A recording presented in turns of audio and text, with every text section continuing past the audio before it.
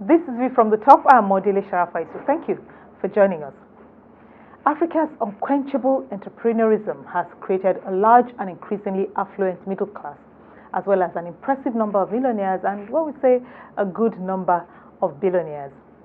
Many of these ultra-wealthy are also philanthropists, recognizing that their riches can improve other people's fortunes too. Mrs. Folorunsho Alakija is a Nigerian businesswoman and Nigeria's first female billionaire. She's the executive vice chairman of Famfa Oil Limited, an oil exploration and production company.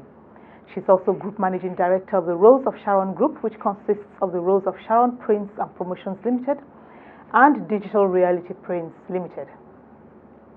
Beyond her famed fortune, Folorunsho Alakija is very vocal about her Christian faith, and she says she prefers to focus attention on her philanthropic activities through her Rose of Sharon Foundation.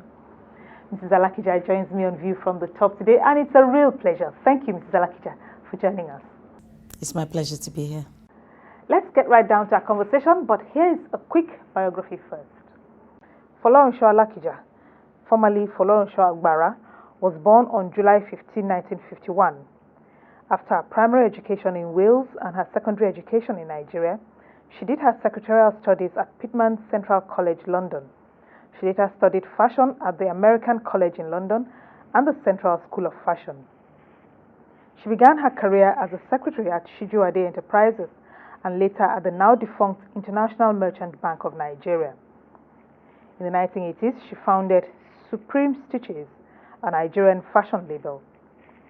In May 1993, her company, Famfa Limited, applied for and was granted an oil prospecting license on a 250,000 hectares block. Now referred to as OPL 216, it is one of Nigeria's most prolific oil blocks. Mrs. Alakija has 5 honorary doctorate degree awards and is Chancellor of Osun State University.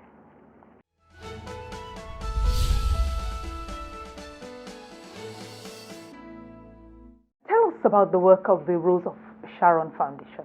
The Rose of Sharon Foundation is a foundation for widows and orphans. It birthed as a result of the call of God on my life in that area. I had asked the Lord at one occasion where He would want me to serve Him, because I felt that I needed to do a lot more than I was already doing. I wanted to please God in my own way. And I felt that the best way to do it was to do it according to His will and His purpose for my life. So I spoke to Him in prayer. And He gave me a scripture, which was in the book of James chapter 1, verse 27, which talks about visiting widows and orphans in their troubles and ensuring that one makes oneself spotless from the rest of the world. So I decided to invite friends to join me, and we set up the Rose of Sharon Foundation. And for about a year and a half, we only had 3 widows, until one day I heard the Lord say to me, "Go on air." So on air we went, and within 24 hours of going on air, we had 250 widows in a hall in Surulere. From that point on, we had decided that we would always take everything to the Lord in prayer to find out what He wanted to do, what He wanted us to do, and how He wanted us to do it. Because none of us had any experience whatsoever in that area, looking after widows and orphans. We have been able to empower them in every area that we've been opportune to. Financially, to help them to boost their businesses. We've sent some of them to school. Some widows are even in university. You'll be surprised to know. And we have given their children scholarships. Initially, we started with the 2 children in a family for scholarships. And then we had to reduce it to 1 per family when we were overwhelmed with the number of widows that we eventually found that were everywhere. So they found us because each widow, having been empowered, would go out and tell other widows that they know that there's a foundation that's helping me out. Why don't you come along? I'll go and introduce you. So they were advertising the foundation. We've been able to touch the lives of well over 1,000 widows. We have actually empowered 990 something of them, and given it scholarships to 1,366 of their children, and 86 orphans that we've been helping out with their education and livelihood. You once said that your life story can be summed up in the words of an American author, and I quote, "Life is either a daring adventure or nothing at all."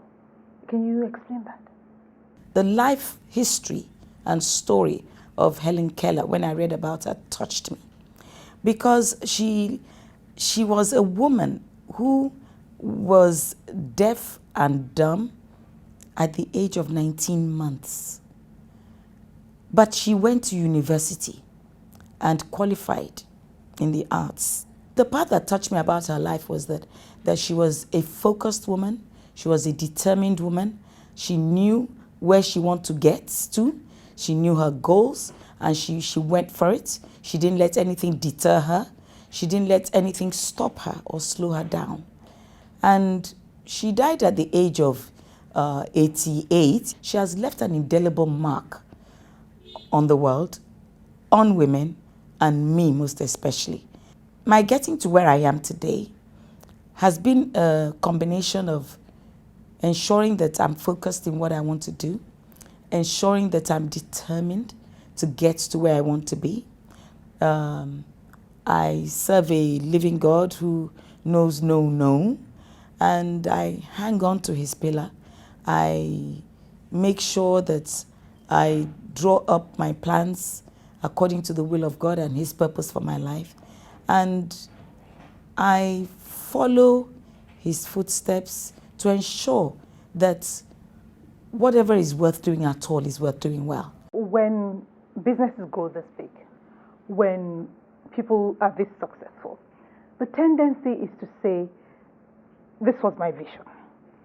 Was this what you thought? Are you where you thought you would be? Or it's gone beyond what you envisioned?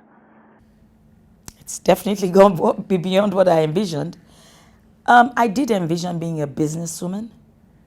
The philanthropy part, of course, came later. And it's natural that if you are a successful person in business, that the philanthropic aspects would jump in. Should jump in. And the fact that I've always wanted to have a family of my own, of course. I'm a wife, I'm a mother, I'm a grandmother, and I come from a family of businessmen and women. Growing up as a teenager, I knew that I always wanted to be in business in my future life.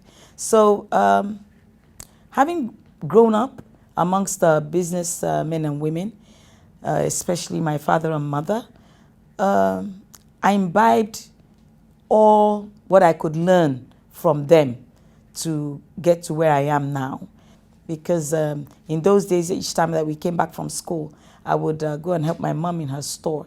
And that's where I learned how to do business, the practical side of doing business.